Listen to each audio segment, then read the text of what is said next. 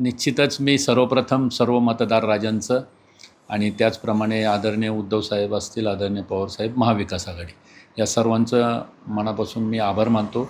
महाविकास आघाडीने माझ्यावरती ही जबाबदारी दिली होती आणि निश्चितच मी चांगल्या पद्धतीनं ही जबाबदारी पार पाडण्याचा प्रयत्न केला आणि मध्यंतरीच्या काळामध्ये ज्या पद्धतीनं मी या मतदारसंघामध्ये फिरत होतो, या मतदारसंघातील नागरिकांनी आणि मतदार राजांनी देखील एक चांगला प्रतिसाद या ठिकाणी दिला.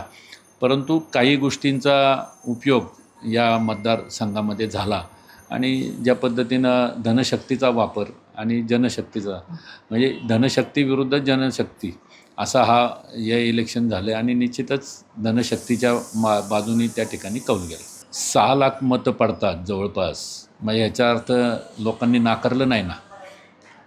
तुमचा ज्या पद्धतीनं तुम्ही सांगायचं की आम्ही इतक्या मताने निवडून यायचं, तर तेवढं शक्य नाही झालं. म्हणजे त्यांना 1 लाखसुद्धा पार करता आलं नाही. तर इथंच आमचा विजय झालेला आहे. याच्यात प्रामुख्यानं चिंचवड मतदारसंघ आणि त्याच्या खालोखाल पनवेल मतदारसंघ.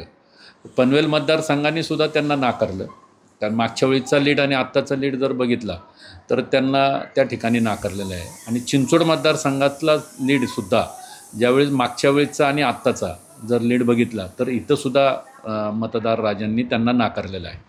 तर त्यामुळं पनवेल आणि चिंचवडमुळे जास्त मताधिक्य मिळाल्यामुळे त्या ठिकाणी तिकडनं जास्त फटका आम्हाला बसलेला आहे. मी कालही शिवसेनेत होतो, आजही शिवसेनेत आहे आणि उद्याही शिवसेनेत राहणार.